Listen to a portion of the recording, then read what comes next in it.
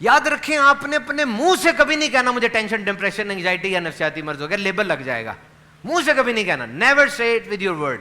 اصل میں مسئلہ کیا پریشان ہے کس سے؟ اپنے کام سے، پڑھائی سے، ریلیشن شپ سے، مستقبل میں کیا ہوگا، ماضی میں یہ کیا کچھ ہو گیا، آپ پریشان ہیں. اس پریشانی کو آپ یہاں سوار کر لیتے، اوپر لے جاتے ہیں. اوپر نہیں لے کے جانا.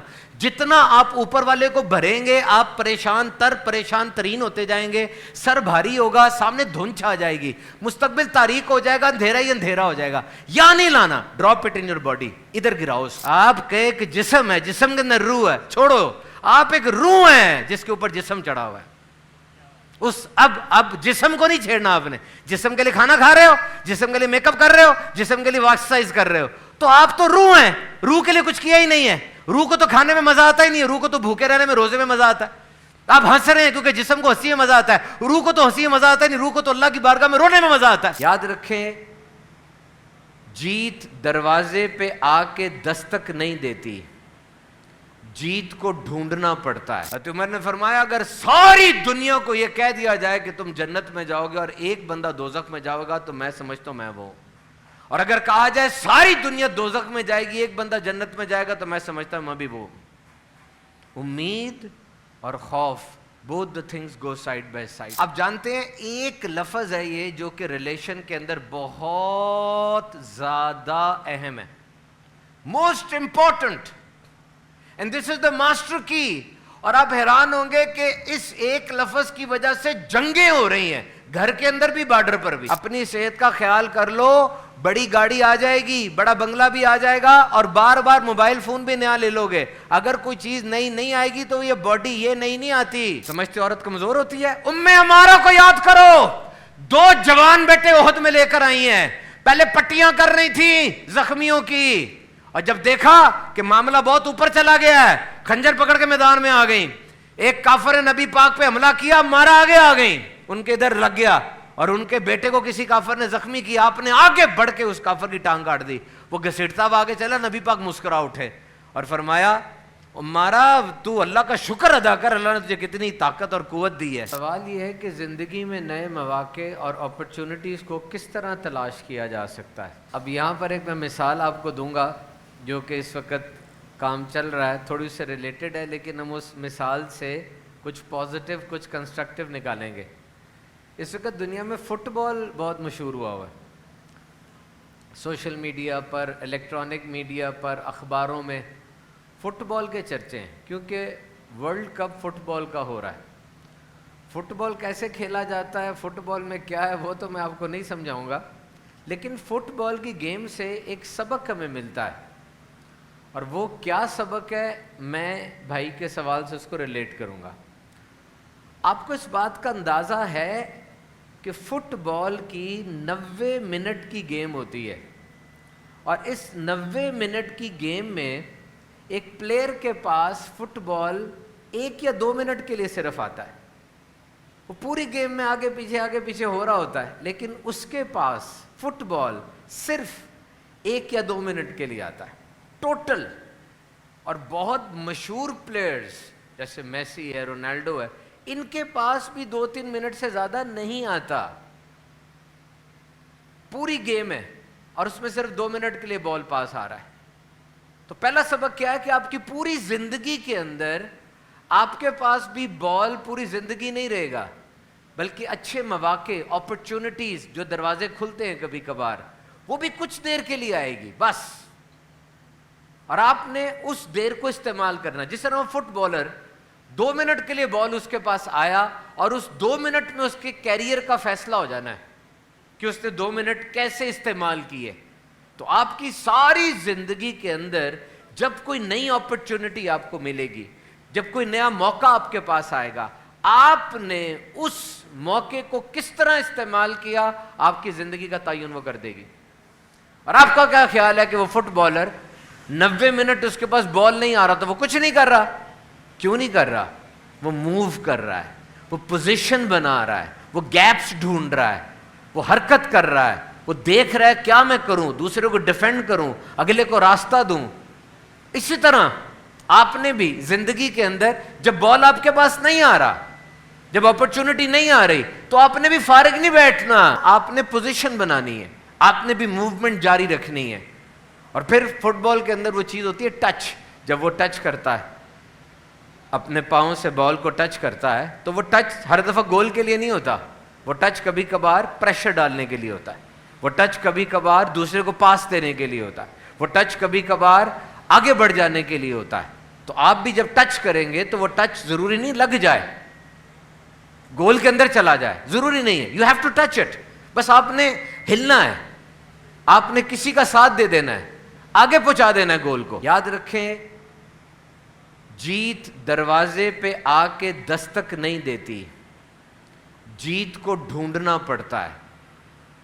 جیت کبھی بھی ایک دم آ کے نہیں ملتی, بلکہ ہمیشہ کرائے پر ملتی ہے, اور کرایہ روز دینا پڑتا ہے محنت کی صورت میں. اور جب بھی آپ کے پاس کوئی اپرچونٹی آئے, کوئی موقع آئے, ضائع نہ کریں. دنیا میں آبادی بہت زیادہ ہو گئی ہے, کوئی اور اس موقع کو پکڑ لے گا, آپ ہاتھ ملتے رہ جائیں گے. پھر 5 سال بعد آپ یہی کہہ رہے ہوں گے, کاش وہ کر لیتا, آیا تھا بس یار میں سویا رہ گیا. Don't miss the opportunity. اور یاد رکھیں, یہ دنیا نوازتی ہے. بس اس دنیا کے اندر آپ نے اس طرح رہنا جیسے آپ کو پتہ ہے میں کہاں جا رہا ہوں, میرا مقصد کیا ہے. جب دنیا دیکھے گی نا کہ آپ کو پتہ ہے کہ میری لائن کیا ہے اور میرا مقصد کیا ہے, دنیا کے خزانے آپ کے لیے کھل جائیں گے, چیزیں ان لاک ہو جائیں گی, پاس ورڈ لگ جائیں گے, پروگرام شروع ہو جائیں گے. So just be prepared. کچھ لوگ ہوتے ہیں مجھ سے کہتے ہیں ہاں کہ ہم نے کتاب پڑھنی, کیا کریں؟ میں نے کہا آج تک پڑھی ہے؟ کہتے ہیں ہاں. کتاب اٹھاتے الٹی آنے لگ جاتی, سر میں چکر آنے لگ جاتے. کتاب کی عادت نا بچپن سے ڈلتی ہے, بڑے ہو کے بھی ڈل سکتی ہے. اہمیت پتہ چلے کتاب میں کیا ہے, میرے لیے کیا ہے. تو book reading this is a separate discussion, very big. بھائی نے پوچھا کون سی کتاب کا مطالعہ کریں, تو میں سب سے پہلے آپ کو کہوں گا کہ سب سے پہلے مجھے, آپ کو, ہم سب کو قرآن مجید کا مطالعہ کرنا چاہیے. کتابوں میں قرآن کی اہمیت دیگر کتابوں پر ایسی ہے جیسی مخلوق پہ اللہ کی اہمیت ہے. کوئی کمپیریزن ہے؟ No. Allah is the creator, we are the creation. Allah is Allah, we are the people. So Allah is great, so Quran is great.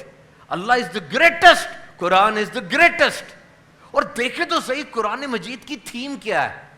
کئی زندگیاں گزر جائیں گی, قرآن پر بیان مکمل نہیں ہو سکتا. But I just want to tell you the importance of that book. کہ بحیثیت ایک بک کے اس میں امپورٹنس کیا ہے. آپ کسی غیر مسلم کو بتانا چاہیں تو آپ اس کو بتائیں کہ دیکھو کتاب کا آغاز ہوتا ہے تو قرآن پاک کا آغاز کس سے ہو رہا ہے؟ پہلا جملہ کیا ہے؟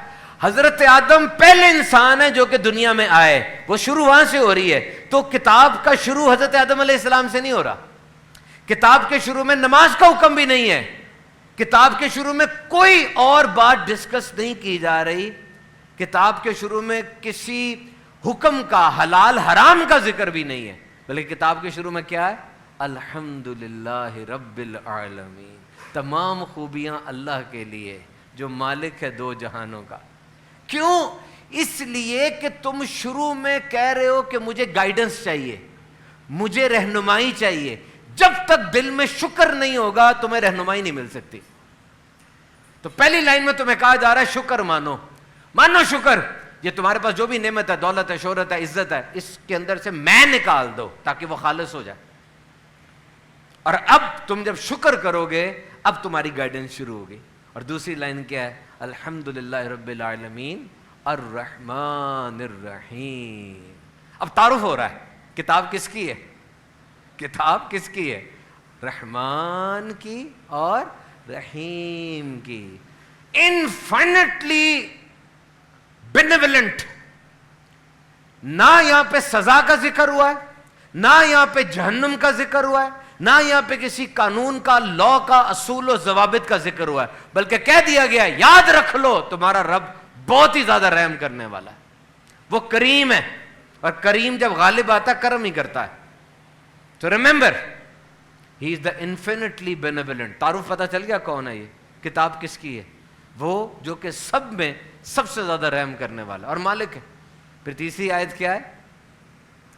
الحمدللہ رب العالمین الرحمن الرحیم مالک یوم الدین. the master of the day of judgment. सुन लो ऐ बंदो, तुम जब उड़ोगे तुम्हारे दो पर होंगे, एक पर उम्मीद का होना चाहिए, एक पर खौफ का होना चाहिए. हज़रत उमर ने फरमाया अगर सारी दुनिया को यह कह दिया जाए कि तुम जन्नत में जाओगे और एक बंदा दोजख में जाएगा तो मैं समझता हूं मैं वो. और अगर कहा जाए सारी दुनिया दोजख में जाएगी, एक बंदा जन्नत में जाएगा तो मैं समझता हूं मैं भी वो. उम्मीद और खौफ, both the things go side by side. और अगली लाइन क्या है? अगली लाइन क्या है? इय्याका नअबुदु व इय्याका नस्तईन इहदिनस सिरातल मुस्तकीम. This is the most important line in this world. सबसे अहम तरीन बात ये की जा रही है, इहदिनस सिरातल मुस्तकीम. आपको पता है आपकी जिंदगी में सबसे अहम तरीन लफ्ज क्या है? एक इंसान की जिंदगी का सबसे अहम तरीन लफ्ज क्या है? The punching line. Counselling, training, teaching. अब जो कुछ भी है आप सीखे जा सकते हैं. You are teachable. आप कारोबार करते हैं, अपने कारोबार के बारे में सीखें. आप स्टूडेंट हैं, मजीद सीखें. आप बहुत पढ़ चुके हैं और पढ़ें. और सबसे बेहतरीन दुआ यह है कि अल्लाह मुझे सीधा रास्ता दिखा. This is the counselling. और जब आपने ये कहा गाइड मी, मुझे ट्रेनिंग चाहिए, फौरन ही दूसरी आयत के शुरू में उसका जवाब आ गया, अलिफ लाम मीम ज़ालिकल किताबु ला रैब फीही. तुमने मुझसे सूरह फातिहा में ये मांगा कि मुझे गाइड करो, मेरी रहनुमाई करो, तो सुन लो ये वो किताब है जिसमें शक का भी शुबा नहीं है. ये सारी किताब गाइडेंस है. आज तुम जितनी भी किताबें पढ़ते हो, तुम इंजीनियर हो, इस वक्त यूटी लाहौर में एनईडी के अंदर 7 डिपार्टमेंट सिर्फ सीएस के हैं. तकरीबन 30 डिपार्टमेंट्स इंजीनियरिंग के आ चुके हैं. इलेक्ट्रिकल इंजीनियरिंग है, मैकेनिकल इंजीनियरिंग है, अर्बन ट्रांसपोर्ट है, सिविल इंजीनियरिंग है, मैकेट्रॉनिक्स है, पेट्रोकेमिकल है. इतने डिपार्टमेंट्स इंजीनियरिंग के, और इनकी कितनी किताबें होंगी? हजारों लाखों. मेडिकल साइंस में आप आए, ऑफ्थल्मोलॉजी आंख की साइंस है, ईएनटी नाक कान गला है, और न्यूरोलॉजी दिमाग की साइंस है, ऑर्थोपेडिक ये हड्डियों की साइंस है, रेमेटोलॉजी पट्ठों की साइंस है, गैस्ट्रोंट्रोलॉजी पेट की साइंस है, नेफ्रोलॉजी गुर्दे की है, यूरोलॉजी मसाने की है, डर्मेटोलॉजी स्किन की है, बायोकेमिस्ट्री है, एनाटॉमी है. इतनी ज्यादा ब्रांचेस हैं. लिटरेचर में चले जाओ, थॉमस हार्डी है, शेक्सपियर है, कितने कितने लोग आपको उर्दू अदब में, अंग्रेजी अदब में मिल जाएंगे. लाखों करोड़ों किताबें हैं. और इन करोड़ों किताबों में हर किताब के अंदर मुसन्निफ ये लिखता है कि मेरी किताब में गलती की गुंजाइश है, अगर तुम्हें गलती मिल जाए मुझे बता देना, मैं ठीक कर दूंगा, क्योंकि मैं इंसान हूं और ये किताब इंसान ने लिखी है. मेरी किताब में गलती की गुंजाइश है, बता दो मैं ठीक कर दूंगा. और आओ, कुरान भी एक किताब है, 1 2 3 नहीं है. नमाजों मस्जिदों के अंदर कितने नुस्खे पढ़े हैं, जामियात में हर मुसलमान के घर में एटलीस्ट 1 तो होगा, और 2 अरब मुसलमान है. इस किताब को खोलते हैं, इसमें क्या लिखा है? खोला, पहली लाइन मैंने आपको सुनाई, ज़ालिकल किताबु ला रैब फीही.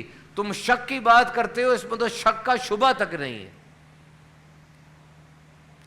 तो कुरान पाक को अरबी में पढ़ना जरूरी है, लेकिन आप पढ़े लिखे लोग हैं हमारी यूथ टॉक्स के अंदर, आप उर्दू में जरूर पढ़ें, सिंधी में पढ़ें, अरबी के साथ साथ, ताकि आपका नॉलेज बढ़ सके. तो बुक्स के अंदर मैंने तो कुरान मजीद का आपको बताया. कुरान मजीद के अलावा बहुत सी किताबें हैं. जिस तरह मेरे जो मुताले में सीरत की किताब रहती है वो सीरत मुस्तफ़ा है. एक वेबसाइट है aboutmuhammad.net. This is very important, बहुत ही ज़बरदस्त वेबसाइट है. इसके ऊपर नबी पाक सल्लल्लाहु अलैहि वसल्लम के हवाले से बहुत कुछ लिखा होता है. और ये जो हार्ड कॉपी किताब होती है ना, जो सफ़े वाली किताब होती है, आप उसको ऐसे पढ़ते हैं, ऐसे पढ़ते हैं ना, तो इसमें एक साइकोलॉजिकल इम्पैक्ट होता है. अभी ये सारे सफ़े वो हैं जो मैंने नहीं पढ़े हुए, ठीक है, लेकिन अब ये जो मोटा था ये पतला होता जा रहा है, ये मोटा होता जा रहा है. ये वाले वो हैं जो मैंने पढ़ लिए हैं, ये वो हैं जो मैंने नहीं पढ़े. तो मुझे हौसला मिल रहा है ना कि ये मोटा होता जा रहा है, ये पतला होता जा रहा है. हाथ लगता है सफ़े को, ज़्यादा अच्छा लगता है. और जब ये है तो इस पर मैसेज नहीं आता व्हाट्सएप का, इस पर फेसबुक भी नहीं है, तो पढ़ता जाऊंगा, डिस्टर्ब भी नहीं होगा. और कभी कभार जो बिल्कुल नई किताब होती है, बिल्कुल नई, उससे ख़ास खुशबू सी भी आ रही होती है, वो भी कितनी अच्छी लगती है. बहरहाल अगर कोई पढ़ रहा है इसके ऊपर موبائل پر، میں غلط نہیں کہہ رہا اس کو، میں نہیں پڑھتا موبائل پر، مجھے یہ اچھا لگتا ہے کہ ہارڈ کاپی رہے. کوئی اہم ریلیشن شپ ٹپ آپ کو بتانی ہے، تعلق داری کی کوئی ریلیشن شپ ٹپ کیا ہونی چاہیے؟ بڑی پیاری ریلیشن شپ ٹپ لے کر آیا ہوں میں، غور سے سنیے گا. آپ شوہر ہیں، میاں بیوی کے درمیان بھی ریلیشن ہوتا ہے. دوست ہیں آپ، جس طرح جین زی کے لڑکے بیٹھے ہوئے آپس میں دوست ہیں، یہ بھی ریلیشن ہوتا ہے. حتیٰ کہ باپ اور بیٹے میں بھی ریلیشن ہے، محلے داروں میں بھی ریلیشن ہوتا ہے، اور سب سے بڑھ کر آپ میں سے کاروباری افراد بہت ہے تو کاروباری افراد میں بھی ریلیشن ہوتا ہے. آپ جانتے ہیں ایک لفظ ہے یہ جو کہ ریلیشن کے اندر بہت زیادہ اہم ہے، most important, and this is the master کی.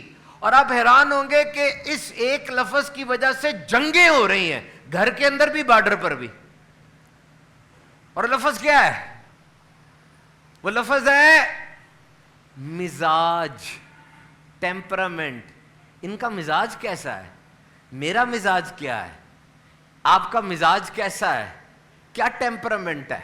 یہ مزاج جو ہے نا، یہ انویزیبل ردم ہے. بیک گراؤنڈ میوزک ہوتا ہے نا، اور یہ بیک گراؤنڈ جس طرح سے یہ ہے، یہ بیک گراؤنڈ پہ چل رہا ہوتا ہے. آپ کی ہر محبت، ہر فیلنگ، ہر تھاٹ کے پیچھے یہ بیک گراؤنڈ چیز چل رہی ہے. مزاج کیا ہے؟ لے لو میری لائن، ایک شوہر اپنی بیوی کی غلطیوں سے نہیں لڑ رہا، وہ اپنی بیوی کے مزاج پہ لڑ رہا ہے. بیوی اس سے پیار کرتی ہے لیکن اس کا انداز مختلف ہے. محبت ہے لیکن مزاج کا پرابلم آ رہا ہے. مزاج سمجھنے کی کوشش کیوں نہیں کی گئی؟ وہ الگ ایک انسان ہے، انسان بڑا کمپلیکیٹڈ ہے. آپ کو اس بات کا پتہ ہے جب آپ کے سامنے کوئی بندہ آتا ہے کتنی مشکل سی چیز ہے وہ، ایک اس کے اپنے خواب ہیں. بچپن میں اس کو کیا ہوا، وہ بھی نوکری نہیں اس کو مل رہی، بے روزگار ہے، تنگ ہے، گھر میں کیا چل رہا ہے، وہ ایک پورا سسٹم ہے، وہ بندہ نہیں ہے. اور اس بندے کا مزاج کیا ہے آپ کو کیا پتا؟ تو لڑائی کی وجہ مزاج کا مختلف ہونا ہے. ایک بندہ ہے بڑا بولتا ہے، کنیکشن پیدا کرتا ہے، معاف کر دیتا ہے، اس کی خواہش ہے وہ سوسائٹی میں اچھا رہے. ایک بندہ چپ رہتا ہے، وہ آبزرو کرتا ہے، بس معاف نہیں کرتا. ایک بندہ بڑا غصے والا ہے، ایک دھیما ہے. ایک لیڈر ہے، وہ ہر جگہ جاتا ہے، لیڈ کرتا ہے. ایک فالوور ہے، وہ لیڈر بن ہی نہیں سکتا، ہمیشہ پیچھے ہی چلے گا. وہ وی آل آر ڈفرنٹ، ہمارا سب مختلف ہے، ہمارا مزاج مختلف ہے. اور یہ چیز اگر سیکھنی ہے تو میں آپ کو بتاتا ہوں، آپ اس چیز کو اگر سیکھنا چاہتے ہیں تو آپ نبی پاک صلی اللہ علیہ وسلم کی حیات مقدسہ کو پڑھیں. حضور نے جب ابو بکر صدیق رضی اللہ تعالیٰ عنہ سے کلام فرمایا، انداز مختلف تھا. حضور نے جب سیدنا عمر فاروق اعظم سے کلام فرمایا، انداز مختلف تھا. حضور نے جب حضرت علی سے کلام فرمایا، انداز مختلف تھا. میسج ایک ہی ہے لیکن انداز مختلف ہے، کیونکہ پرسنالٹی مختلف ہے. تو اللہ کی معرفت حاصل کرنا ضروری ہے نا، اللہ کی خوبیوں سے. اسی طرح بندوں کے بارے میں بھی معرفت حاصل کرنا ضروری ہے. اب یقین کریں، آج جا کے میں آپ کو ٹاسک دے رہا ہوں، شوہر اپنی بیوی کے مزاج کو سمجھے کہ اس کا مزاج کیا ہے. اور آپ اپنے دوست کے ساری لڑائیاں ختم ہو جائیں گی. یہ ہے کیا؟ آپ چاہ رہے ہیں وہ بولے، وہ بول نہیں سکتی، وہ انٹروورٹ ہے، اس کی مزاج میں بولنا ہے ہی نہیں. اور اب آپ کہیں جو میرے یہ مزاج کی نہیں ہے، میرا مزاج نہیں ملتا تو میں کچھ اور. او بھائی، کسی دو بندوں کا مزاج نہیں ملتا، وہ جس نئے کے پاس جاؤ گے اس کا بھی آپ سے نہیں ملے گا. پھر کیا کرو گے؟ تو ایڈجسٹ کرو، ڈسٹرب نہ کرو، ایڈجسٹ کرو. ڈسٹرب نہ کرو، ایڈجسٹ کرو، اور وہ بھی ایڈجسٹ کرے. تو محبت ہے، مزاج کا مسئلہ بن جاتا ہے. تو یہ چیز جو ہے، دس از ویری امپورٹنٹ کہ ہم مزاج کو سمجھیں اور اس انداز سے آگے بڑھیں. حل کیا ہے نشے کا؟ This is one of the biggest menace. نشے میں نا ایک چیز ہے، غور سے سنیے گا، ڈر. کیا ہے؟ ڈر. یہ جو ڈر ہوتا ہے نا، ڈر یہ بڑا ضروری ہے. اوہ میرے امی ابو کو پتا چل گیا تو کیا ہوگا، میں نشہ نہیں کروں گا. ڈر. میرے استاد کو پتا چل گیا مجھے یونیورسٹی سے نکال دے گا. ڈر. وہ جو سگریٹ کی ڈبی پہ وہ کینسر کا بنا ہوتا ہے کہ جو سگریٹ پیے گا وہ ایسا ہو جائے گا. ڈر. اور پھر جو پڑھتا لکھتا ہے بچہ، اس کو ڈر یہ ہے کہ یار میں نے سنا ہے کہ جو نشہ کرتا ہے، نشہ کرنے کے بعد اس کا ذہن اتنا کام نہیں کرتا. ڈر. ڈر ہوتا ہے کہ انسان کو ڈر. یہ ڈر بڑا ضروری ہے، یہ فیئر بڑا ضروری ہے. اب ہوتا کیا ہے کہ وہ دوست آ کے بتا رہا ہے سگریٹ پی لے, نشہ کر لے, یہ کر لے, وہ کر لے, شروع میں تو ڈر ہوتا ہے, لیکن وہ پھر جب کہتا رہتا ہے تو وہ ڈر اتر جاتا ہے پھر, اور وہ آہستہ آہستہ اس دلدل میں پھنس جاتا ہے. 12 سے 18 سال کی عمر ہے اس وقت WHO کے مطابق پورے بر صغیر میں. اس عمر میں سب سے زیادہ نشہ انسان کرتا ہے, اور چھوٹے سے شروع ہوتا ہے, بڑے کی طرف انسان جاتا نہیں ہے. اور جو میں نے بہت زیادہ اس پہ ریسرچ کی ہے, سب سے بڑی چیز دنیا میں مصر, کینیڈا, امریکہ, یہاں کی یونیورسٹیز میں سب سے زیادہ نشئی ہے. 51% یونیورسٹی کے اسٹوڈنٹ نشہ کرتے ہیں. پاکستان میں اتنے نہیں ہیں, 2 یا 3% ہوں گے. وجہ ایزی ایکسیسیبلٹی, نشہ آسانی سے ملتا ہے یا مشکل سے ملتا ہے. جہاں یہ کام ہے نا وہاں نشہ زیادہ ہے. یہاں پہ چوکے پاکستان میں نشہ اگانا, نشہ پکانا, نشے کو ٹرانسپورٹ کرنا, نشے کو بیچنا, یہ سب چونکہ منع ہے اور جرم ہے, تو اس طرح پھیلتا نہیں ہے یہ.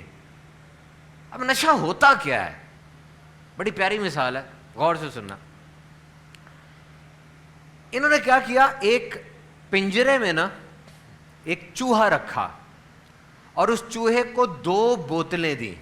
ایک بوتل میں پانی تھا اور دوسری بوتل میں بھی پانی تھا, لیکن اس میں ہیروئن تھی.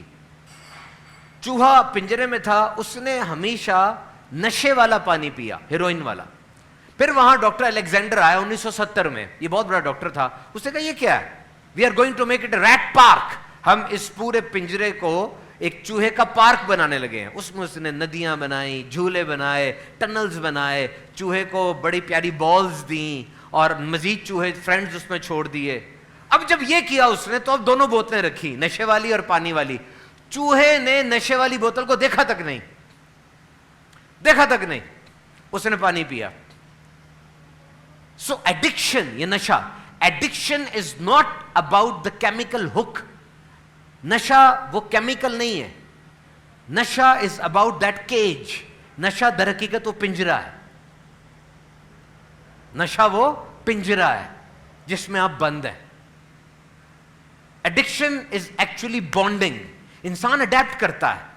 ایک بندے کے بہت سے اچھے دوست ہیں, اس کو نگلیکٹ نہیں کیا گیا, اس کو آسائشیں مل رہی ہیں, وہ اچھی زندگی گزار رہا ہے, وہ ہنستا ہے, بولتا ہے, کھیلتا ہے, پڑھتا ہے, مشن ہے اس کی زندگی میں, وہ کیوں نشہ کرے گا؟ لیکن ایک بندہ بچپن سے پریشان ہے, گھر میں آنکھ کھولی تو گھر میں آگ لگی ہوئی تھی, میاں بیوی کو بول رہا ہے, بیوی ماں کو بول رہی ہے, ادھر لڑائیاں ہو رہی ہیں, اس کو صحیح ملا نہیں پیار, پڑھائی نہیں اس نے کی, ساری زندگی جنگیں ہی دیکھی ہیں اس نے. یہ اس کو سوچنا چاہیے تھا کہ اگر آپ ایسے گھر میں پیدا ہو گئے ہیں جہاں آگ لگی ہوئی ہے, تو پوری دنیا میں نہیں آگ لگی ہوئی. لیکن وہ پریشان ہو گیا اور وہ ہک ہو گیا نشے کے اوپر. تو نوجوانوں یاد رکھنا, it all starts with small. چھوٹے سے کام شروع ہوتا ہے. آپ نے چھوٹے کو ہی اپنی زندگی میں آنے نہیں دینا, زندگی برباد ہو جاتی ہے, کچھ نہیں کر پاؤ گے. یہ جتنے خواب ہیں, جاب وغیرہ, کچھ نہیں کر پاؤ گے, رڑ جاؤ گے, بوجھ بن جاؤ گے, بوجھ. اور علاج اس کا میرے سامنے لکھا ہوا اتنا مشکل ہے. ایک بندہ تو علاج نہیں کر سکتا اس کا, پتہ ہے, ڈاکٹر علاج نہیں کر سکتا اس کا. ڈاکٹر, دوست, ماں باپ, یہ تینوں ملتے ہیں, پھر اس کا علاج شروع ہوتا ہے. بجلی کے جھٹکے تک دیے جاتے ہیں, اور نہیں نکلتا, ہڈیوں میں گھس جاتا ہے. تو ایسا دوست جو آپ کو نشے کی ترغیب دلاتا ہے, نہ کرے, یہ کام بالکل نہیں کرے. یہ دیکھیں میرے پاس ایک خالی صفحہ ہے, نظر آ رہا ہے آپ کو, نظر آ رہا ہے. میں ایک صفر اس پہ ڈالتا ہوں, اس کی کوئی حیثیت ہے, اس کی کوئی حیثیت ہے. ایک اور صفر ڈالتا ہوں, اس کی کوئی حیثیت ہے. دونوں صفر, 2 صفر, کوئی حیثیت, نو. ایک اور صفر ڈالتا ہوں, اس کی کوئی حیثیت ہے, نو. 3 صفر ہو گئے لیکن کوئی حیثیت نہیں ہے. چلو اس صفر کو منی کر لو, پیسہ ہے یہ, ٹھیک ہے, اس کو کیریئر کر لو, ٹھیک ہے, اس کو ریلیشن شپ کر لو, لیکن ان تینوں کی حیثیت یہ 0 ہیں. اب یہاں پہ 1 ڈال دو, اب حیثیت بن گئی, کیا بن گیا یہ, 1000. یہ 1 پتہ کیا ہے, یہ ہیلتھ ہے, یہ صحت ہے, یہ 1 صحت ہے. یہ 7 ہوگی تو پیسے کا فائدہ بھی ہوگا, کیریئر کا فائدہ بھی ہوگا, ریلیشن شپ کا فائدہ بھی ہوگا. یہ 1 نہیں ہوگی تو کچھ نہیں ہوگا. آپ میں سے پروفیشنل کتنے ہیں, پروفیشنل کام کرتے ہیں, جاب کرتے ہیں, آئی ٹی میں ہیں, فائنانس میں ہیں, کوئی کام کرتے ہیں, ٹریڈرز ہیں, تاجر ہیں, ہاتھ نیچے کر لیں. آپ یہ سن کے حیران ہوں گے, میرے پاس اسٹیٹسٹکس موجود ہے کہ پاکستان کے اندر 84% آئی ٹی پروفیشنلز کا فیٹی لیور ہو چکا ہوا ہے. 84% لوگ ان کا لیور فیٹی ہو گیا ہوا ہے. اپنی صحت کا خیال کر لو, بڑی گاڑی آ جائے گی, بڑا بنگلہ بھی آ جائے گا, اور بار بار موبائل فون بھی نیا لے لو گے. اگر کوئی چیز نئی نہیں آئے گی تو یہ باڈی یہ نئی نہیں آتی. آپ کا پیسہ نہیں ہے, ایک جھٹکا لگنا ہے, سب تبدیل ہو جائے گا. بینک اکاؤنٹ چینج ہو جائے گا, سائن بھی چینج ہو جائیں گے. آپ کی صحت ہے. تو حیرانی کی بات میں بتا رہا ہوں کہ یہ 84% پاکستان میں آئی ٹی پروفیشنلز اور یہ دیگر لوگ جو بیٹھ کے کام کرتے ہیں, ان کے لیور فیٹی ہو چکے ہیں, جگر پہ چربی آ گئی. 84%. It's a very big. یہ نہ شراب پیتے ہیں, نہ سگریٹ پیتے ہیں, یہ 3 کام کرتے ہیں, بیٹھے رہتے ہیں, کام کرتے ہیں اور کھانا کھاتے ہیں, اور ان کا لیور فیٹی ہو گیا. اور فیٹی لیور میں پہلی سٹیج کیا ہوتی ہے؟ جگر کے اوپر چربی آتی ہے. دوسری سٹیج کیا ہوتی ہے؟ جگر سوجتا ہے. تیسری سٹیج کیا ہوتی ہے؟ فائبروسس بنتے ہیں, زخم بننے شروع ہو جاتے ہیں. اب irreversible ہو گیا, کہتے نہیں بھائی جی اس کا جگر اب ختم ہو گیا. یہ تیسری سٹیج. اور چوتھی سٹیج جگر کارسینوما, کینسر ہو جاتا ہے. اب جگر بدلا بھی نہیں جا سکتا, ٹرانسپلانٹ بھی گیا, اب مرے گا وہ, اور کوئی اس کا نہیں حل. شروع میں پکڑنا چاہیے تھا. تو اگر آپ تھکے رہنا شروع ہو گئے, تھکے زیادہ ہو گئے آپ, اور زیادہ تھکاوٹ سی ہو گئی ہے, اور آپ کے اندر یہ نشانیاں ابھر رہی ہیں, میں نشانیاں بتاتا ہوں. کانسٹنٹ فٹیگ ہے, آپ تھکے بہت زیادہ ہیں. پیٹ کی چربی بہت کوشش کرنے کے باوجود بھی کم نہیں ہو پا رہی. بلاٹنگ ہو رہی ہے, کھانے کے بعد آپ کو گندا پانی اوپر آ رہا ہے, گانا صحیح ہضم نہیں ہو رہا, خاص طور پہ کچھ کھانے تو ہوتے ہی نہیں ہیں, دودھ, انڈا وغیرہ. اور یا پھر آپ کی سکن جو ہے اس کے اوپر اسکریچز آ رہے ہیں, اور آپ کا بلڈ ٹیسٹ خراب آ رہا ہے. جو میں نے بولی ہے نا باتیں, اس میں سے 3 بھی اگر آ رہی ہیں نا آپ کی, اٹھیں فوراً جا کے جگر کا ٹیسٹ کروائیں اور جگر کا الٹرا ساؤنڈ کروائیں. سٹنگ, یہ دیکھو پاکستان میں ایک پروفیشنل دن میں 9 سے 12 گھنٹے بیٹھا رہتا ہے. 9 سے 12 گھنٹے بیٹھا رہتا ہے. بیٹھتے سول پش اپ کریں نا, ایسے بیٹھے ہوئے آپ اپنے پاؤں کو ایسے ہٹاتے رہے, ہلاتے رہے. ہر آدھے گھنٹے بعد اٹھیں, موبائل پہ الارم لگاؤ اپنے کہ آدھے گھنٹے بعد میں اٹھ کے 2 چکر لگانے, پھر آ کے بیٹھنا ہے. 9 سے 12 گھنٹے مسلسل بیٹھا ہوا وہ. اور ایوریج پاکستانی روزانہ کے صرف 4000 قدم چل رہا ہے. دنیا میں سب سے کم ہے یہ پرپورشن, لوسٹ پرپورشن از 4000. اور ویسے 5000 قدموں سے کم چلنا یہ خطرناک ہے. 5000 سٹیپس سے کم چلنا بہت خطرناک ہے. اور اگر ایک بندہ دن میں 9 سے 12 گھنٹے تک بیٹھا رہا ہے, اس کے اندر 78% چانسز بڑھ جاتے ہیں دل کی بیماریوں کے. اسپائن پوسچر خراب ہو جاتا ہے. اور سارا دن بیٹھے رہنے کے بعد اگر آپ جم میں بھی چلے جاتے ہیں تو کوئی تیر نہیں مارتے, کوئی فرق نہیں پڑتا, پرابلم بڑھ جاتی ہے. مسلس کو ہر وقت کی ریلیکسیشن چاہیے ہوتی ہے. اس کام بڑا خراب ہو رہا ہے. Protein is very important. اسی عمر سے شروع کریں گے تو فائدہ ہوگا. یاد رکھیے گا, جو فیٹی لیور میں نے آپ کو بتایا, اس کی علامت کوئی نہیں ہوتی, درد بھی کہیں نہیں ہو رہی ہوتی, ایک دم چھکا لگتا ہے. اپنی صحت کا خیال رکھیں, صحت بڑی ضروری ہے. صحت مند باپ اولاد کی اچھی پرورش کر سکتا ہے, صحت مند بچہ بھی اچھی پرورش کر سکتا ہے. باپ بیمار ہو جائے تو پھر اس کے بعد کیا رہ جاتا ہے؟ اس کو گود میں اٹھا کے اوپر لے کے جا رہا ہے, کبھی نیچے لے کے آ رہا ہے, ادھار مانگ کے اس کو کر رہا ہے. اگر ہو جائے ایسا تو غلط نہیں ہے اس بیچارے کے, ہو سکتا ہے قابو میں نہ ہو, لیکن اپنی احتیاط بھی تو ضروری چیز ہے نا. عورت کے حقوق, دس از ویری امپورٹنٹ. ساتھ رہے گا میرے. دنیا کا ایک بڑا کارڈیولوجسٹ ہے, دل کا ڈاکٹر ہے, اس نے یہ بات کہی ہے. وہ کہتا ہے کہ میرا 25 سال کا تجربہ ہے, اور اس 25 سال کے تجربے میں نے ایک بات نوٹ کی ہے کہ یہ بابا اور یہ مائی جب دل کے مرض میں میرے پاس ایڈمٹ ہوتے ہیں تو ان کے ساتھ ان کی بیٹی, بہن, بیوی, ماں ضرور ہوتی ہے. تو آپ میں سے جس کی بیٹی ہیں اور جس کی بہنیں ہیں وہ خوش ہو جائے کہ جب یہ بیمار ہوگا, گر جائے گا, بیڈ پہ ہوگا.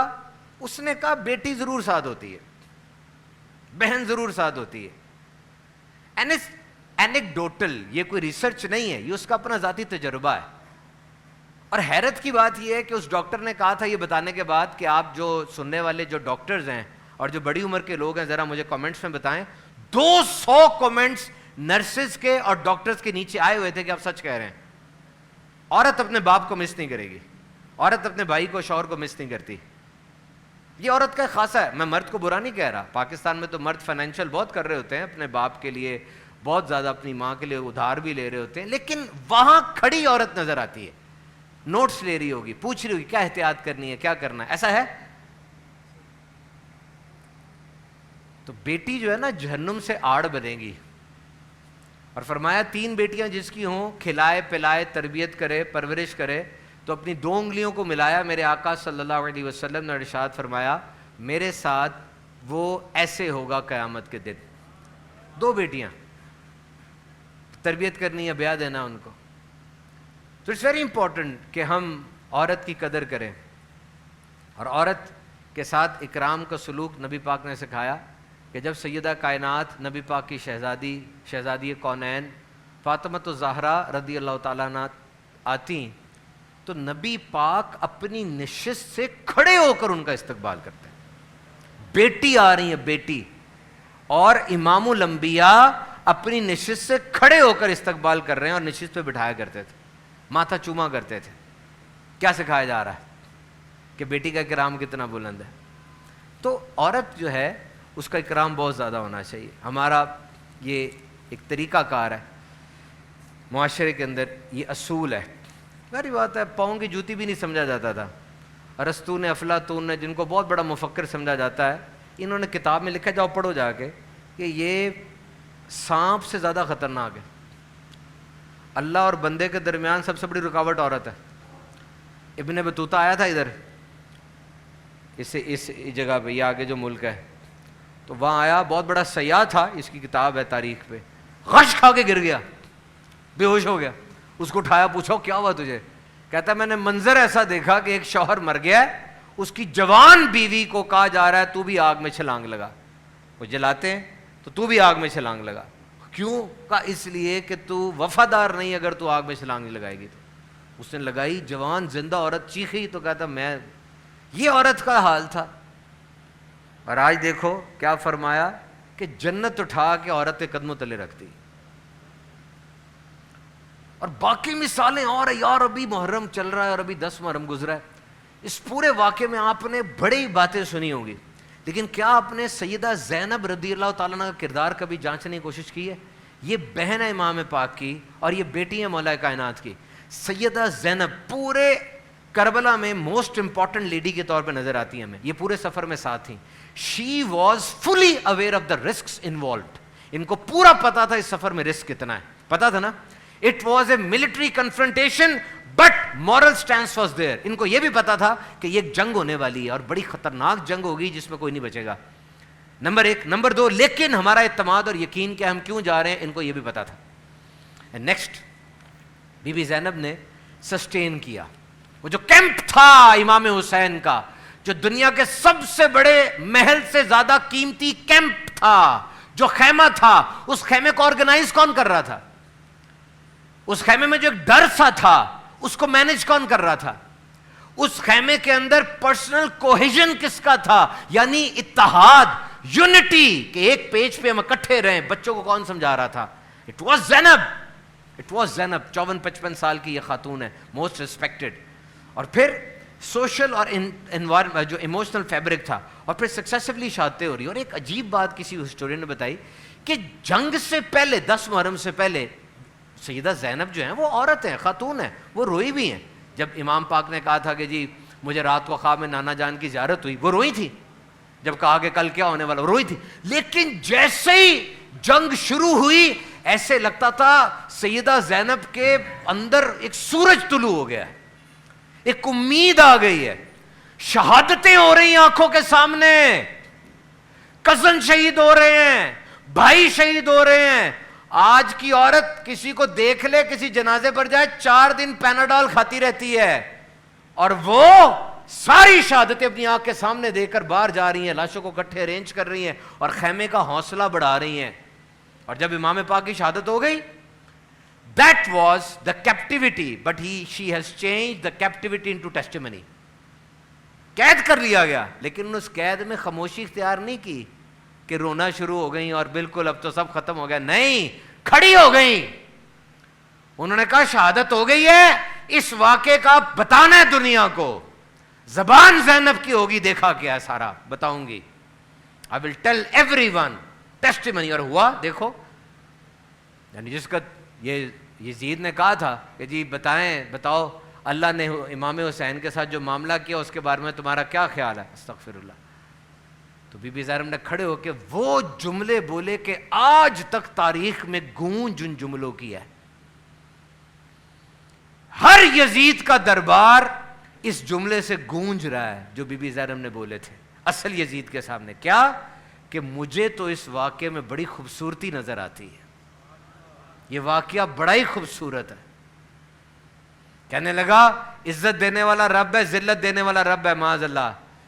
زینب نے کھڑے ہو کے پکار کر کہا ہاں یاد رکھ تیرے پہ تو پراپرلی لعنت بھی کوئی نہیں بھیجے گا, میرے حسین کا ذکر قیامت تک منبر و محراب پر ہوتا رہے گا.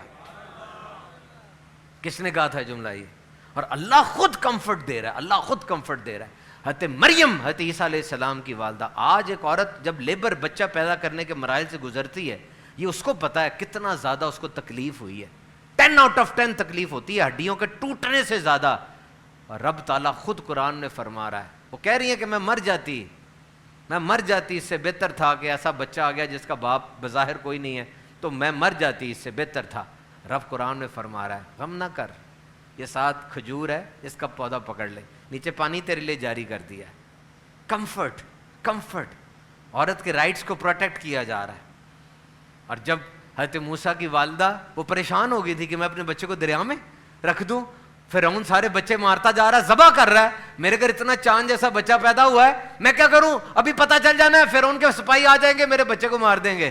رب نے فرمایا غم نہ کر, بچے کو پکڑ کے صندوق میں دریا میں ڈال دے, اور سن تجھے لوٹا دیں گے, رسول بنا دیں گے. عورت کو کمفرٹ نہیں کیا جا رہا, عورت کو کمفرٹ نہیں کیا جا رہا. عورتوں کے معاملے کو کم نہ سمجھو. سمجھتے عورت کمزور ہوتی ہے. ام عمارہ کو یاد کرو, 2 جوان بیٹے احد میں لے کر آئی ہیں, پہلے پٹیاں کر رہی تھیں زخمیوں کی, اور جب دیکھا کہ معاملہ بہت اوپر چلا گیا ہے, خنجر پکڑ کے میدان میں آ گئیں. ایک کافر نے نبی پاک پہ حملہ کیا, مارا, آگے آ گئیں, ان کے ادھر لگ گیا, اور ان کے بیٹے کو کسی کافر نے زخمی کیا, آپ نے آگے بڑھ کے اس کافر کی ٹانگ کاٹ دی.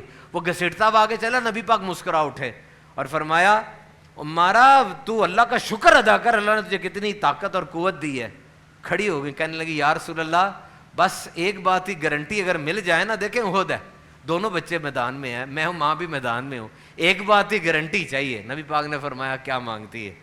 عرض کی یا رسول اللہ قیامت میں مجھے میرے بچوں کو اپنا قرب عطا فرما دیجیے گا, اپنے قریب کر لیجیے گا بس.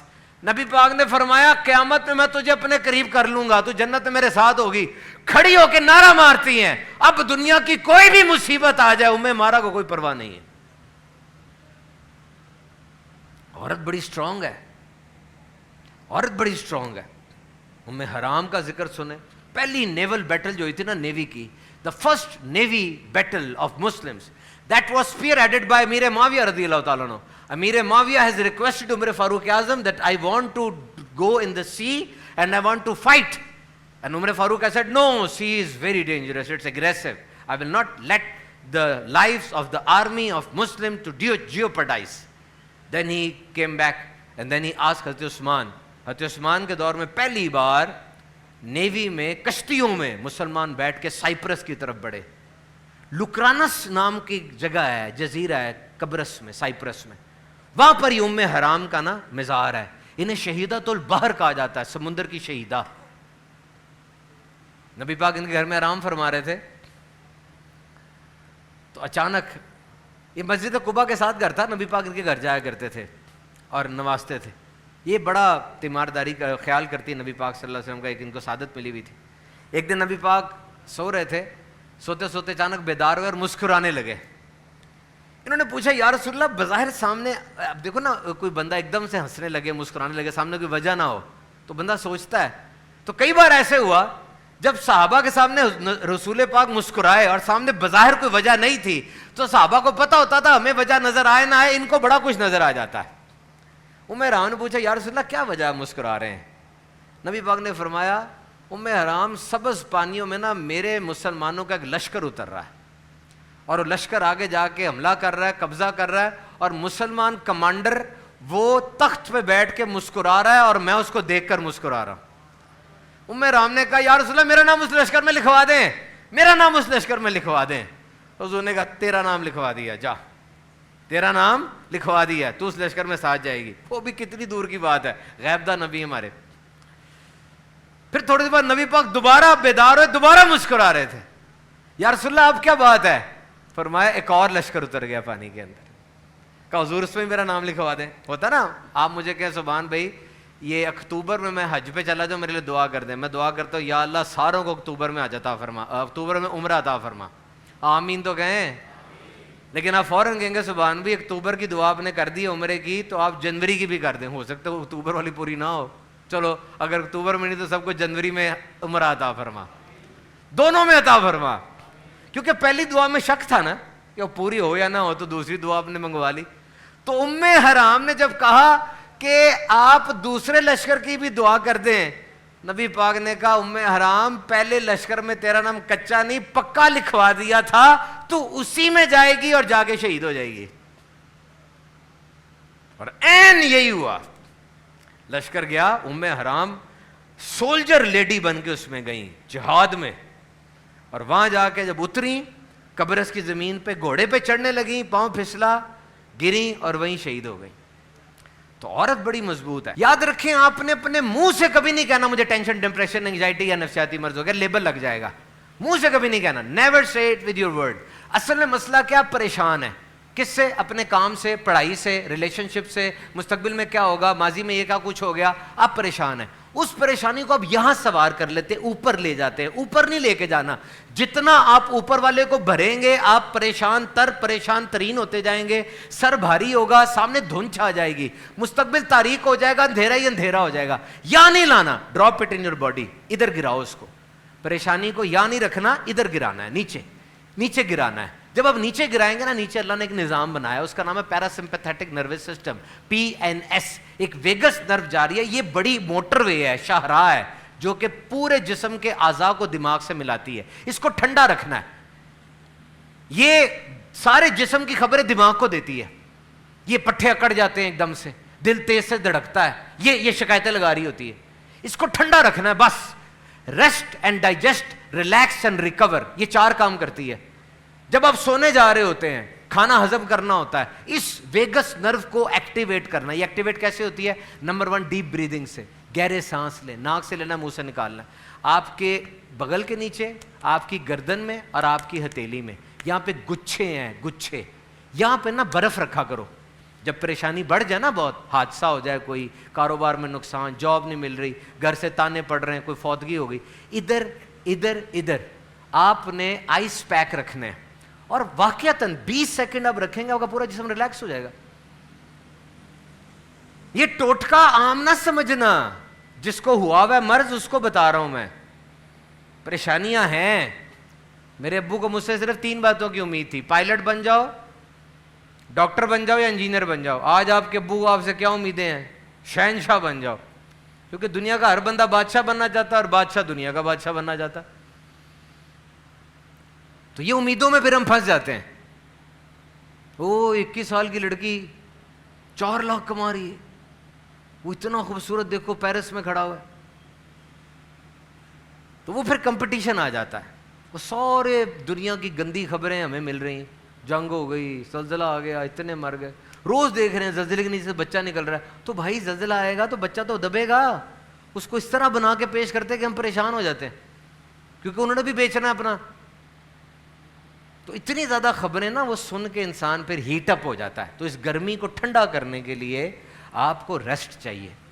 موبائل بند کرنا ہے آپ نے, ہر وقت موبائل پہ آن نہیں رہنا. اگر سارے کاروبار کرنے لگ جائیں گے تو نوکری کون کرے گا؟ یہ ٹینشن سے نکل آئیں, نوکریاں لوگ کریں گے. آپ اپنے آپ کو پریشان کر رہے ہیں. دنیا میں 8.5 ارب لوگ ہیں, بے فکر ہو جائیں, ٹھیک ہے, سب نوکریاں کاروبار چلتے رہیں گے.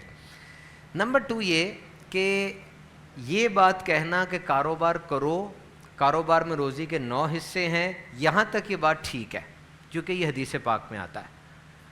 نوکری کرنا جائز ہے, نوکری حلال ہو, اس میں پروموشن ہو, اس میں اچھی کمائی ہو, انوالومنٹ ہو, اس کے اندر अवेयरनेस हो, इल्म भी बढ़ रहा हो, तो वो एक बहुत बेहतरीन चीज़ है. You can do the job, do the job. आप सब कर भी रहे हैं, जॉब्स करते रहें. जिसने कारोबार करना होता है वो कारोबार कर लेता है. कई फैमिली वाइज होते हैं ऐसे कि फैमिली में कारोबार चल रहा होता है तो कारोबार ही करते हैं, मेमन जैसे हैं. और कुछ लोगों को खुद शौक होता है बचपन से कारोबार ही करना है, वो हिट कर लेते हैं जैकपॉट को. आप इसकी टेंशन ना लें, कोशिश करें कारोबार करने की. असल में उसके लिए एक टेम्परामेंट चाहिए होता है, उसकी फितरत में रिस्क टेकिंग होनी चाहिए, उसके पास कैपिटल हो, उसके पास नर्व ज़रा मजबूत हो, और लॉस हो जाए उसको बर्दाश्त कर सकता हो. ये चीज़ें हर एक के अंदर नहीं होती. ये मेरा तजर्बा है. अपने माँ बाप से पूछ लें कि वाकई मैं कर सकता हूँ, नहीं कर सकता, या बहुत ज़्यादा नुकसान मैं कर रहा हूँ. कुछ लोग जॉब करते हैं, कारोबार शुरू करते हैं तो जॉब छोड़ते नहीं हैं कि यार कारोबार में कोई मसला बन जाए, दोनों चीज़ें साथ साथ कर रहे होते हैं. तो जो बात आपने की कारोबार में रोज़ी के 9 हिस्से हैं, ये तो हदीस है ना, ये तो ठीक है. लेकिन कोई कर रहा है तो ठीक है, कोई नहीं कर रहा तब भी ठीक है. बाकी जहाँ तक रह गई बात मेहनत की, तो देखो मेरे भाई, हर नबी अलैहिस्सलाम की ज़ात में आपको मेहनत नज़र आएगी. सबसे बढ़कर इमामुल अंबिया सल्लल्लाहु अलैहि वसल्लम की ज़ात पाक में कितनी मेहनत है, कितनी मेहनत है. अक्काज़ की मंडियों में, ताइफ के मैदानों में, दारे अरकम में नमाज पढ़ते आते जाते कितनी मेहनत है. मक्के से मदीने हिजरत में, और हिजरत के बाद मुसलसल गज़वात में मेहनत ही मेहनत है. हज़रत दाऊद अपने हाथ से मेहनत करके कमा रहे हैं. हज़रत यूसुफ अलैहिस्सलाम कुएं में गिराए जाते हैं, मेहनत ही मेहनत है. मेहनत करना ये अल्लाह की तरफ से इंसान को एक पासवर्ड दिया गया है, एक कोड ऑफ लाइफ दिया गया है कि तुम अपने जिस्म को हिलाओ, उठो, काम करो, मेहनत करो. बाकी ये कहीं नहीं लिखा कि आपका रिस्क वो आपको मेहनत की वजह से मिलेगा. अगर ज्यादा मेहनत करने से रिस्क मिलता होता ज्यादा, तो ये जो बंदा पठान खड़ा ना लकड़ियां चीरने वाला, जिसकी बनियान पसीने में भीग जाती है, वो अरबपति होता. आपको जो हुक्म दिया गया मेहनत करो, मेहनत में अजमत है, तब सब लोगों का तरीका है. आपने मेहनत करनी है, किस डायरेक्शन में करनी है, किस अंदाज से करनी है, ये आपका फन है. बाकी तकदीर को ना लेकर आए. वो तो हज़रत उमर और हज़रत उस्मान ने बहस की थी इसके ऊपर, नबी पाक का चेहरा मुबारक एकदम से तब्दील हो गया कि इस मामले में बहस करने की कोई बात नहीं करनी.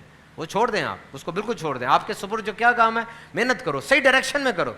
देखो मेरी बात सुनो मेरा दोस्त, कहते हैं सुबह के वक्त जो चिड़िया पहले उठती है उसको ज्यादा कीड़े मिलते हैं, लेकिन सुबह के वक्त जो कीड़ा पहले उठता है वो पहले मरता है. अब सवाल ये नहीं है कि आप कीड़े हैं या आप चिड़िया हैं, सवाल ये है कि आपकी समत क्या है, आपकी डायरेक्शन क्या है. Direction matters. अगर आप अपनी तालीम के बलबूते के ऊपर ज़हीन लोगों के साथ बैठते हैं, आपको पैसा कमाने का हुनर आता है, और जदीद दौर में आर्टिफिशियल इंटेलिजेंस से तो मिलियनेयर बिल्कुल रोल दिए हैं, तो फिर आप सही समत में चलते चले जाएंगे. समत जरूरी है, डायरेक्शन जरूरी है. लीडर मेहनत नहीं कर रहा होता, वो ज़हन चला रहा होता है, ज़हनी तौर पे मेहनत होती है उसकी. घर बैठा होता है, आप कहते हैं बड़ी गाड़ी में है और जनाब ये नहीं नहीं नहीं नहीं, बड़ा पसला होता है उसको. एक पेंसिल बनाने वाला ताजर था, पेंसिलें बनाता था, पेंसिल बनाता था. तो उसका मुलाजिम आया उसके पास, सर आपकी क्या खूबी है, हम ना हो तो पेंसिल नहीं बन सकती, हम पेंसिल असले बनाते हैं, हम आपके हैं, और हमने ये सारा कुछ फैक्ट्री है. वो मालिक था. ये जो बड़े ताजिर होते हैं ना, वो कूल माइंडेड होते हैं, गुस्से में नहीं आते. उसने कहा तुम बिल्कुल ठीक कह रहे हो, तुम नहीं होगे तो मैं कुछ भी नहीं हूँ, लेकिन एक बात याद रखो, ये 2 करोड़ का रंग मैं लेकर आया हूँ, अगर सैलाब आ जाएगा ना तो ये रंग खत्म हो जाएगा सारा, मेरा नुकसान देखा कितना बड़ा होगा. ये प्रॉपर्टी टैक्स वाले कल आ गए थे, 2 करोड़ मांग रहे थे, किसने देना है. और अगर इंटरनेशनल मार्केट में तेल की कीमतें बढ़ गई तो मेरी पेंसिल तो गई. तुमने क्या करना है, तुमने तो इस्तीफा देके नई फैक्ट्री में चले जाना है. और मेरे सोने चंदा परेशान नहीं होना, अगर तो कंसिस्टेंसी नहीं मिल रही तो अभी उम्र वो नहीं है, होनी चाहिए कंसिस्टेंसी, है भी काफ़ी चीज़ों में, लेकिन हमारी जो प्री फ्रंटल कॉर्टेक्स है ना, ये आगे वाला हिस्सा, जिसकी वजह से हम इंसान हैं और समझदार हैं. इंसान का दिमाग ना पीछे से बनना शुरू होता है, पीछे से बनना शुरू होता है, ऐसे बनता बनता बनता बनता बनता बनता फिर आगे तक आता है. जिस तरह आप कोई कढ़ाई करते हो ना कपड़े की, तो यहाँ से शुरू करते हो, करते करते करते यहाँ तक पहुँचते हो. तो इंसान का दिमाग यहाँ से बनना शुरू होता है और यहाँ तक आता है. और ये कितनी उम्र में आता है, 23 साल की उम्र लगती है दिमाग को फुली डेवलप होने में. इससे पहले आप देखो छोटे बच्चे, आप उनको क्राकरी की दुकान पे लेके जाएं, वो हाथ लगा रहे होते शीशे, आप ओए क्या कर रहे हो, उसको पता ही नहीं चल रहा हो क्या कर रहा है, उसके अंदर इतनी अकल है ही नहीं, अभी उसको डांट रहे हैं, वो चीजें गिरा रहा है, वो उसको पता ही नहीं अभी व्हाट इज हैपनिंग. تو ابھی پری فرنٹل لوب ڈیولپ نہیں ہوئی صحیح طریقے سے, یہ ایگزیکٹو فنکشن والی ہوتی ہے. اگر کوئی لاپرواہی ہو جائے تو اپنے آپ کو معاف کر دیا کریں, وہ لے کے بیٹھ گئے, غلطی ہو گئی, غلطی ہو گئی. غلطی نہیں ہوتی, یہ لائف کی روٹین ہوتی ہے. اپنے آپ کو سزائیں دے دے کے نفسیاتی مریض بنا لو گے. وہ ایک غلطی آپ نے کی, ابھی تک اس کے اندر جل رہے ہیں آپ کہ یہ میں نے کیا کر لیا. سب کو سنا رہا ہوں کہ یہ میں نے کیا کر لیا, وہ ہو گیا میرے ساتھ, یہ ہو گیا. وہ چھوڑ دو اس بات کو, وہ ہو گئی ہے, ختم ہو گیا قصہ. وہ بندہ بھی دنیا سے چلا گیا ہے. کیا غلطی ہو گئی, مسٹیک کی اتنی بڑی غلطی دے دی آپ نے. نہیں, اب آؤ کنسسٹنسی کے اوپر. بہت سے ایسے کام ہیں جو آپ استقامت سے کر رہے ہیں نا, بہت سے ایسے کام ہیں. آپ نے جس کام میں استقامت ڈھونڈنی ہے نا, میرے ساتھ رہو, جس کام میں استقامت ڈھونڈنی ہے نا, وہ کام آپ کے بہت زیادہ فائدے والا ہونا چاہیے. خود بخود استقامت آ جائے گی. اگر میں اس بندے سے کہوں کہ یہ کام شروع کرو, تمہیں مہینے کے 2 لاکھ روپے ملیں گے, کیا یہ بندہ وہ کام روز کرے گا؟ کرے گا جی. کیوں؟ اس میں اس کا فائدہ ہے. کام وہ والا استقامت والا ڈھونڈو جس میں فائدہ ہو. اگر آپ ادھر ادھر کا کام ڈھونڈ لو گے تو میرے بھائی استقامت نہ ہی ملے تو اچھا ہے. اس میں کوئی نیو اسکل سیکھنے کے تو فائدہ ہے نا. اس میں اپنے آپ کو سمجھاؤ, اپنے ذہن کو کہو کہ اسکل آ جائے گی اور 3 مہینے میں آئے گی. جادو تو ہے کوئی نہیں, ٹیکا تو لگتا نہیں ہے. 3 مہینے جانا پڑے گا, 3 مہینے بعد میری تنخواہ 2 لاکھ بڑھ جائے گی. اور اس کو دیکھو جس کی بڑھ گئی ہے. اب فائدہ ہوگا تو استقامت ملے گی. دس از سمپل. رکشے والا روز صبح اٹھ کے رکشہ چلا رہا ہے, کیوں؟ فائدہ ہے. گھر کا چولہا نہیں جلنا, نہیں جلنا. ایک بندہ روز نماز پڑھ رہا ہے کیونکہ اس کے دل میں یہ بات بیٹھ گئی ہے کہ جہنم کے دروازے پہ نام لکھا جانا, نہیں پڑھوں گا. تو اٹھ رہا ہے, صبح 4 بجے اٹھ رہا ہے, جا کے جماعت سے نماز پڑھ رہا ہے. تو استقامت کے لیے کام کون سا چننا ہے جس میں فائدہ ہو, اور وہ فائدہ اپنے دل کو سمجھانا ہے. دیکھیں, ڈپریشن ایک بہت بڑی بیماری ہے. اس کو کینسر کہا جاتا ہے سائیکالوجیکل ٹرمینالوجی میں, یعنی نفسیاتی بیماریوں کا کینسر وہ ڈپریشن ہے. ڈپریشن اپنے منہ سے کبھی نہ کہ مجھے ڈپریشن ہو گیا, ڈپریشن ہو گیا. اگر آپ کو ٹینشن ہے, انگزائٹی ہے, سٹریس ہے, وہ چھوٹی چیزیں ہیں. ڈپریشن تو ماں ہے, منہ سے نہیں کہنا ورنہ جگالی ہوگی, لیبل لگ جائے گا. ڈپریشن ایک ریکگنائزڈ میڈیکل کنڈیشن ہے جس میں انسان کا دماغ 86 بلین نیورونز کا دماغ وہ ادھر ادھر ہو جاتا ہے اور ہارمونز ڈسٹرب ہو جاتے ہیں. اب انسان کو سمٹمز آتے ہیں, وہ تنہائی پسند ہو جاتا ہے, اس کو بات بات پہ رونا آتا ہے, اس کو نیند نہیں آ رہی ہوتی, خودکشی کے خیالات آ رہے ہوتے ہیں, دل کی دھڑکن آگے پیچھے ہو جاتی ہے, بار بار وہ پھسلتا ہے. ایسی حالت کے اندر سب سے پہلے وہ مریض ہے, اور مریض کہا جاتا ہے ڈاکٹر کے پاس. وہاں جائے گا اور وہاں جا کے کاؤنسلنگ لے گا. ڈاکٹر جو دوائیاں دے گا وہ دوائیاں اس کی لیں گے. اور اگر آپ کے کوئی قریبی رشتہ داروں میں یہ کام ہو گیا ہے تو آپ نے اس کو سمجھانے نہیں بیٹھ جانا کہ تم مریض بن گئے ہو, وہ اور مریض بن جائے گا. ڈپریشن کے مریض کو کبھی بھی مریض نہیں کہتے. ملیریا کے مریض کو مریض کہہ دیتے ہیں, ڈینگی کے مریض کو مریض, وہ برا بھی نہیں بناتا, اس میں نہیں کہتے. اس میں اس کو سمجھاتے ہیں, سکھاتے ہیں, پیار سے لاتے ہیں. ڈاکٹر کو بھی الگ جا کے بتاتے ہیں, یار بھائی ہے میرا, کچھ کر دو, اس کا دوائی کتنی دینی ہے. ایک عرصے تک دوائی چلتی ہے, پھر آہستہ آہستہ کم ہوتی ہے. ول پاور لے کر آؤ اس کو دور کرنے کی. اور اس کو ڈپریشن کیوں ہوا؟ اس نے کچھ کام ایسے نہیں کیے, کیونکہ اسلام اگر خودکشی سے منع کرتا ہے تو خودکشی کی طرف جانے والے رستوں سے بھی منع کرتا ہے. اس نے کام ایسے کیے ہیں کہ اس کی روح چیختی رہی, نہ کر نہ کر. اس نے روح کی بات سنی نہیں تو روح نے بغاوت کر دی. اصل میں آپ جسم ہیں اور جسم میں روح ہے, نہیں, آپ ایک روح ہیں, اس کے اوپر جسم چڑھا ہوا ہے. ہائے ہائے ہائے, لاؤ اس در بات کو سوچو, مزہ لو اس بات کا. آپ کے ایک جسم ہے, جسم کے اندر روح ہے, چھوڑو, آپ ایک روح ہیں جس کے اوپر جسم چڑھا ہوا ہے. اس اب جسم کو نہیں چھیڑنا. آپ نے جسم کے لیے کھانا کھا رہے ہو, جسم کے لیے میک اپ کر رہے ہو, جسم کے لیے ایکسرسائز کر رہے ہو, تو آپ تو روح ہیں, روح کے لیے کچھ کیا ہی نہیں ہے. روح کو تو کھانے میں مزہ آتا ہی نہیں ہے, روح کو تو بھوکے رہنے میں, روزے میں مزہ آتا ہے. آپ ہنس رہے ہیں کیونکہ جسم کو ہنسی میں مزہ آتا ہے, روح کو تو ہنسی میں مزہ آتا ہے نہیں, روح کو تو اللہ کی بارگاہ میں رونے میں مزہ آتا ہے. جسم تو کہتا ہے ہنسو, روح کہتی ہے رو. جسم کہتا ہے سب کے ساتھ مل کے رو, روح کہتی ہے اللہ کی یاد میں اکیلے ہو جاؤ. نہیں جاتے تھے میرے آقا غار ہرا میں, کیا کرنے, اکیلے ہونے. حضرت موسیٰ کو کیا کہا رب نے, کہا اے اللہ تجھ سے باتیں ہو رہی ہیں, کوئی بات کرنی ہے. اللہ نے فرمایا اوپر آ جا طور پہ. یہ آبادی میں رہ کے نا, آبادی میں رہ کے محبتیں نہیں ہوتی. اصل عشق کرنا ہے تو تنہائی میں اوپر آ جا, طور پہ آ, تب بات کریں گے. اور پھر اتنا بات بڑی کہ کہا مالک اب تجھے دیکھنا ہے. تو یہ سٹیجز ہوتی ہیں. ڈپریشن روح کی ایک پکار ہے, آپ سن نہیں رہے, آپ کی روح آوازیں نکال رہی ہے, آپ کو کہہ رہی ہے تو غلط کر رہا ہے, تو غلط کر رہا ہے, تو سو پراپرلی نہیں رہا, تو فیملی پہ توجہ نہیں دے رہا, تو کھانا صحیح نہیں کھا رہا, تو ورک پہ بہت زیادہ لوڈ لے رہا ہے, تو نے پیسے کو بہت سر پہ چڑھا لیا ہے, روح بول رہی ہے, روح سرگوشی کر رہی ہے, روح بتا رہی ہے, آپ نہیں سن رہے, ایک دن اس نے چیخ مار دینی ہے, پھر آپ کہیں گے میں گیا. چیخ پہ نہ لانے دے, روح کو سنبھالیں, لکھا کرو لکھا کرو. اور اوور تھنکنگ جب آئے اس وقت فوراً اٹھ کے کچھ کرنے لگ جاؤ, فوراً اٹھ جاؤ. کسی کاروباری بندے کے ساتھ بیٹھیں اور کاروباری بندے کے ساتھ بیٹھ کے آپ اسیس کریں کہ آپ کے پاس کیا چیز ہے کہ آپ کاروبار کرنا چاہتے ہیں, آپ کے اندر وہ کوالٹی ہے بھی کہ نہیں ہے, کون سا کاروبار کرنا چاہتے ہیں, لسٹ ڈاؤن کریں, اس کے رسکس اور اس کے پازیٹیو پوائنٹ خود دیکھیں. یہ ایک پروجیکٹ ہے پورا, 2-3 لائنوں میں بتایا نہیں جا سکے گا, لیکن اگر آپ اس پہ کمیٹڈ ہیں, ڈٹرمنڈ ہیں کہ آپ نے کرنا ہے, تو کسی کے پاس پہلے ملازمت کریں. مجھے کوئی بندہ کہتا ہے میں فالوور نہیں بن سکتا, میں کسی کے پیچھے نہیں چل سکتا, میں خود لیڈر ہوں. میں نے کہا یہ خوبی نہیں ہے, خامی ہے. یہ خوبی نہیں ہے, خامی ہے. فالوور بننا پڑے گا شروع میں, پھر لیڈر بنو گے. پہلے دن سے لیڈر نہیں بنتے, تو تھوڑا سا فالو کریں کسی کو. بزنس پہ بکس پڑھیں, بہت کتابیں لکھی ہوئی ہیں, ان کو پڑھیں. اور پاکستان کے اندر کاروباری لوگوں کے ساتھ بیٹھیں, آبزرو کریں, پھر آگے بات بڑھے گی.